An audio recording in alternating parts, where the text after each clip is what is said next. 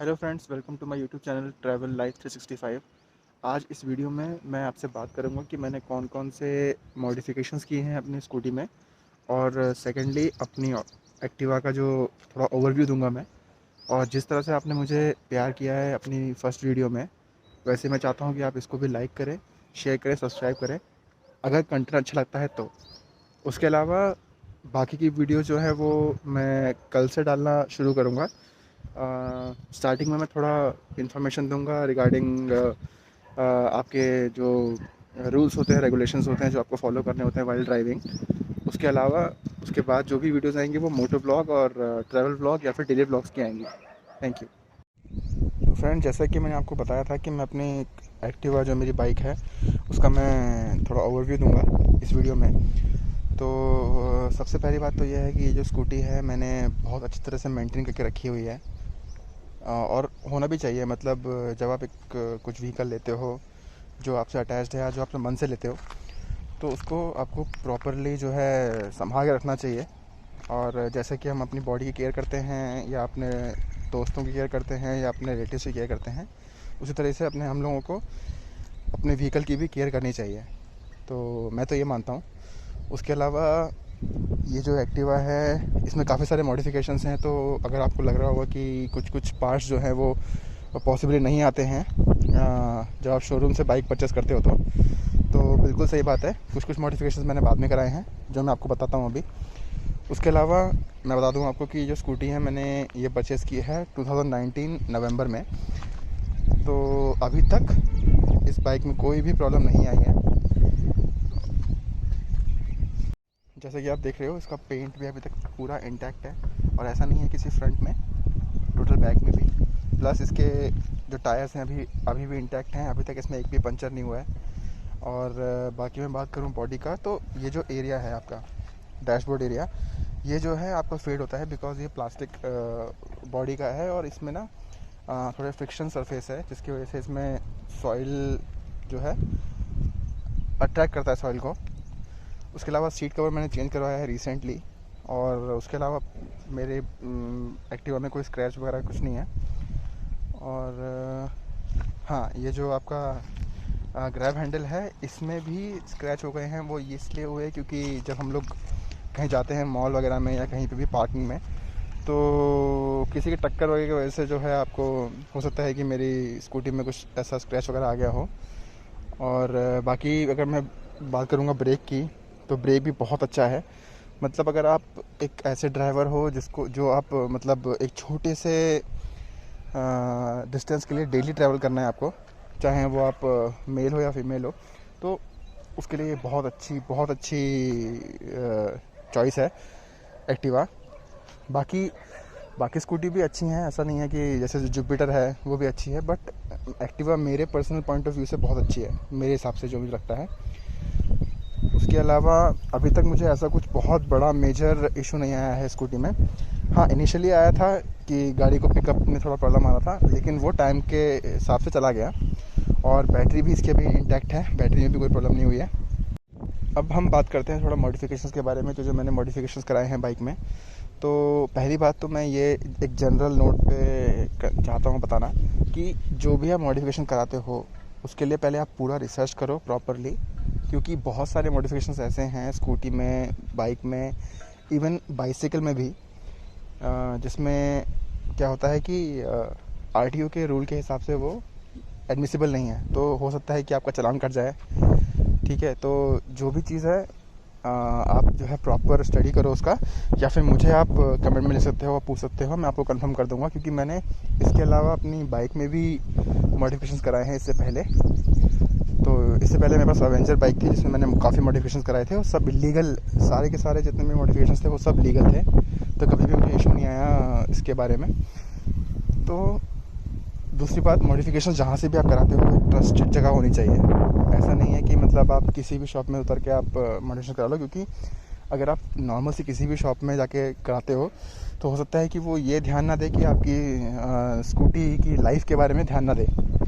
वहीं अगर आप अच्छी से शॉप से कराते हो जो ऑलरेडी काफ़ी फेमस है, वो लोग आपका केयर करेंगे और वो लोग लॉन्ग टर्म के बारे में सोचेंगे कि मतलब ये जो आप अगर आप पार्ट लगवाते हो अपनी गाड़ी में, तो लॉन्ग टर्म में उसकी परफॉर्मेंस कैसी रहेगी, तो उस हिसाब से आप हमेशा जो है मॉडिफिकेशंस करवाओ। सेकेंडली, ऐसे मॉडिफिकेशंस मत करवाओ जिसकी वजह से आप अनकंफर्टेबल हो। तो जो भी मैंने बहुत कम मॉडिफिकेशंस कराए हैं और जो भी मैंने मॉडिफिकेशंस कराए हैं उसके लिए मुझे कभी कुछ प्रॉब्लम नहीं हुई अभी तक, और इवन बेनिफिट ही है। तो मैं स्टार्ट करूँगा। आप ये देख रहे होंगे विंडशील्ड। तो ये विंडशील्ड जो है 2 साइज़ में आती थी, एक छोटी एक बड़ी। तो ये विंडशील्ड है वो अराउंड 600 रुपीज़ की है, जो कि है आपकी जुपिटर गाड़ी की। तो ये जो मॉडिफिकेशन है ना, इसमें 2 तरीके का आपको ऑप्शन आता है। एक तो आता है कि आप ये विंडशील्ड को इसमें ड्रिल करा के, बॉडी में ड्रिल करा के स्टेबल कर सकते हो, बट उससे क्या है कि आपकी बॉडी डैमेज होगी। तो जिसके थ्रू मैंने बनवाया है, इसको लगवाया है, उसको मैंने कंफर्म किया था कि मुझे एंगल के थ्रू लगवाना है। तो ये देखोगे आप, इन्होंने साइड मिरर्स में एंगल फिट किए और एंगल में ये अटैच हुआ है दोनों साइड से। ये देखो। तो मैं जब चाहूँ, अगर सपोज़ मेरी वाइफ कंफर्टेबल नहीं है इससे, तो मैं चाहूँ तो इसे रिमूव भी कर सकता हूँ कभी भी, और सिंगल हैंडेडली। उसके अलावा ये मैंने क्यों लगवाया, इसकी आप स्ट्रेंथ देखो, काफ़ी अच्छी स्ट्रेंथ है इसकी, बहुत अच्छी क्वालिटी है। तो ये मैंने क्यों लगवाया, ये लगवाने का रीज़न ये था कि स्कूटी अब थोड़ी हल्की गाड़ी है एज़ कम्पेयर टू बाइक। तो जब आप इसको चलाते हो तो अगर बहुत तेज़ विंड चल रही है या इवन आपके आसपास से कोई बहुत बड़ा हैवी व्हीकल पास करता है, तो आपकी गाड़ी वावल करती है बिकॉज ऑफ विंड ब्लास्ट। तो अभी अगर मैंने ये लगा रखा है ना, तो इसकी वजह से जो है विंड ब्लास्ट ज़ीरो हो जाता है, ऑलमोस्ट ज़ीरो हो जाता है। बिकॉज ये ऑब्वियसली ये गाड़ी, ये जो विंडशील्ड है वो इस गाड़ी के लिए नहीं बनाई। तो बट काफ़ी हद तक ये जो है सपोर्ट करता है विंड ब्लास्ट को। तो विंड जो है वो इस पर आके सीधे ऊपर निकल जाती है, तो उसमें बहुत अच्छा बेनिफिट है। उसके अलावा मैंने ये ग्रिप चेंज करवाई है। ये प्रीमियम ग्रिप है, जिसकी वजह से आपको काफ़ी फ्रिक्शन मिलता है और आपका हाथ स्लिप नहीं होता दोनों साइड। और यहाँ पे मैंने ये लाइट्स लगवाई है, इंडिकेटर लाइट्स। तो इंडिकेटर लाइट्स अगर आप चाहें तो ना लगाएं, ये दोनों साइड लगवाया है मैंने। तो इंडिकेटर लाइट्स मैंने ये क्यों लगवाया, क्योंकि ये मेरे कन्वीनियंस के लिए है। अगर मेरे पीछे कोई व्हीकल चल रहा है या मेरे साइड में कोई व्हीकल चल रहा है, सपोज़ मेरे पीछे कोई व्हीकल चल रहा है, तो एक सेकंड, तो आप देखो, अगर मेरे पीछे कोई व्हीकल चल रहा है तो वो मेरी इस लाइट से चेक कर सकता है कि हाँ मैं किस तरफ जो है टर्न लेने वाला हूँ। बट ये जो मैंने लाइट लगवाई है वो इसलिए लगवाई है ताकि मेरे साइड में जो बंदा साइड पे चल रहा है वो भी आराम से रिकॉग्नाइज कर सके कि हाँ मैं इस तरफ मुड़ने वाला हूँ, तो अपनी वो स्पीड या तो बढ़ा लेगा या कम कर लेगा। तो उस चीज़ के लिए मैंने ये लगवाया है। इसके लिए मैंने लगवाया है, एक अलग से मैंने स्विच लगवाया है बॉडी में ड्रिल करके न्यूट्रल के बगल में। तो अगर मैं इसको ऑन कर लेता हूँ और मैं डिपर बंद कर लेता हूँ तो अभी वो शो नहीं करेगा, बट ये वाइट लाइट है, ये वाइट लाइट रहेगी, ये चलेगी कंटिन्यूस अगर मैंने इसे ऑन किया तो। अगर मैं इसे ऑफ़ कर देता हूँ तो सिर्फ इंडिकेटर पे ये लाइट आपकी येलो होगी, और इसका जो सिंक्रोनाइजेशन है वो एकदम एग्जैक्ट है। जिस पॉइंट पे आपका लाइट ब्लिंक करती है गाड़ी की, उसी पॉइंट पे ये ब्लिंक करेगा। तो एक ये मॉडिफिकेशन मैंने करवाया है। इवन इसको भी हम लोग कभी भी निकाल सकते हैं दोनों साइड से, लेकिन जो साइड में वेट लगे होते हैं, हैंडल बार्स में वेट, वो आपको दोबारा शॉप से लगवाना पड़ेगा और सील कराना पड़ेगा अगर बाई चांस आपको नहीं चाहिए तो। उसके अलावा ये 2 चीज़ हो गई। उसके अलावा मैंने जो ये है आपके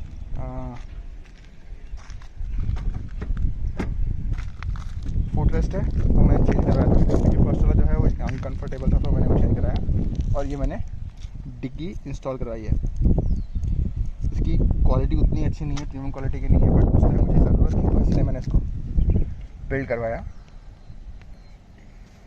उसके अलावा एक सबसे मेजर जो चीज़ मैंने करवाई है, और वो मेरी सेफ्टी के लिए है और सबसे अच्छी प्रोटेक्शन के लिए है गाड़ी की, मैंने पूरी गाड़ी में लैमिनेशन करवाया है। आप देख सकते हो ये पूरा लैमिनेशन है, आप देख सकते हो यहाँ पे पन्नी भी बाहर आ रही है। तो ये पूरी जो बाइक है हमारी, ये पूरी आपकी शाइन कर रही है। और प्लस आपको कुछ इशू नहीं है अगर आप बाई चांस गाड़ी को धुलवा नहीं पाते हो, तो आप सिंपल उसको नॉर्मल सा वॉश करवा लो हल्का सा, या फिर आप कपड़े से साफ़ भी कर सकते हो, तो कुछ दिक्कत नहीं आएगी आपको इसमें।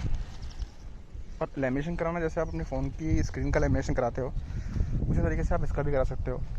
और जितना ज़्यादा कॉस्टली भी नहीं है, मतलब 2000 में अगर आपकी गाड़ी कम से कम 7 या 8 महीने तक विदाउट स्क्रैच चल रही है, तो मुझे लगता नहीं है कि उसमें कुछ पॉइंट है, मतलब ना कराने में कोई पॉइंट नहीं है। तो ये चीज़ थी।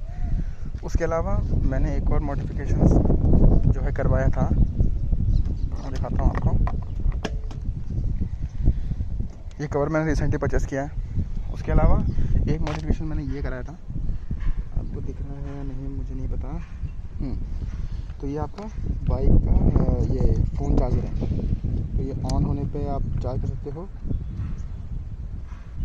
और ऑफ़ करने पे ये चार्ज नहीं करेगा। तो आप ऑन द गो अगर आप चाहो तो अपनी गाड़ी में फ़ोन को रख के चार्ज कर सकते हो।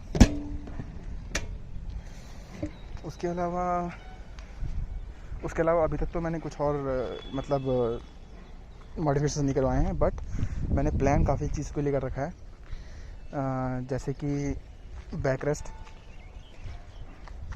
अब वैसे तो ये मतलब मैं बोलूँगा कि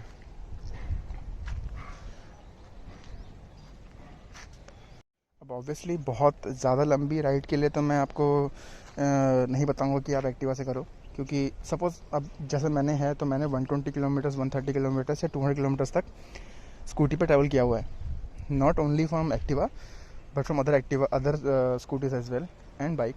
तो अगर एक्टिवा में आप ट्रैवल करते हो तो मैं समझूंगा कि अराउंड 80-50 किलोमीटर आप अगर ट्रैवल करते हो तो वो साउंड है, मतलब अच्छा है, ठीक है। अब उस केस में क्या होता है, अगर आपके साथ पिलियन आपके पीछे बैठा हुआ है, तो उसकी बैक अगर कुछ प्रॉब्लम होती है या बैक में रेस्ट चाहिए, तो उसके लिए मेरे को बैक रेस्ट इंस्टॉल कराना है यहाँ पर।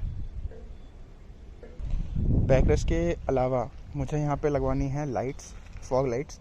और जैसे कि लोग बोलते हैं ना कि फॉग लाइट्स जो है वो अलाउड नहीं है आरटीओ रोड, ऐसा कुछ नहीं है।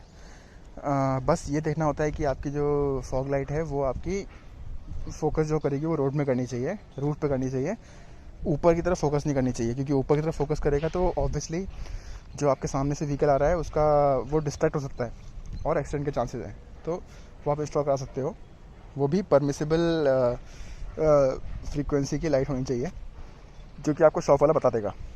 तो अभी तो मैं हैदराबाद में हूँ, तो जो मुझे लगता है अच्छा मार्केट वो लगता है कोटी, क्योंकि वहाँ पे आपको इन्फॉर्मेशन सही मिल जाएगी।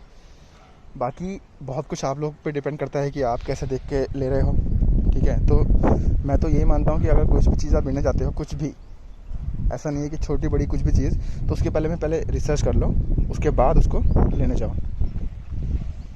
तो गाइज़ ये था मेरा आज का व्लॉग, मतलब आज की वीडियो में बस मैंने ये बताया कि आप कैसे अपनी बाइक को रख सकते हो हेल्थी, और कैसे क्या क्या चीज़ें मैंने अपनी बाइक में इंस्टॉल करवाई है, और अपनी बाइक का ओवरव्यू। इसके अलावा बहुत सारी वीडियोस और बहुत सारी चीज़ें लाइंड अप हैं, बहुत सारी ट्रिप्स लाइंड अप हैं। तो प्लीज़ आप इस चैनल को सब्सक्राइब कीजिए, लाइक कीजिए, शेयर कीजिए, और आप नोटिफिकेशन बेल को भी इनेबल कर सकते हो, क्योंकि अगर मैं कोई वीडियो डालता हूँ तो आपके पास सबसे पहले नोटिफिकेशन आ जाएगा उसका। चलिए, गुड बाय।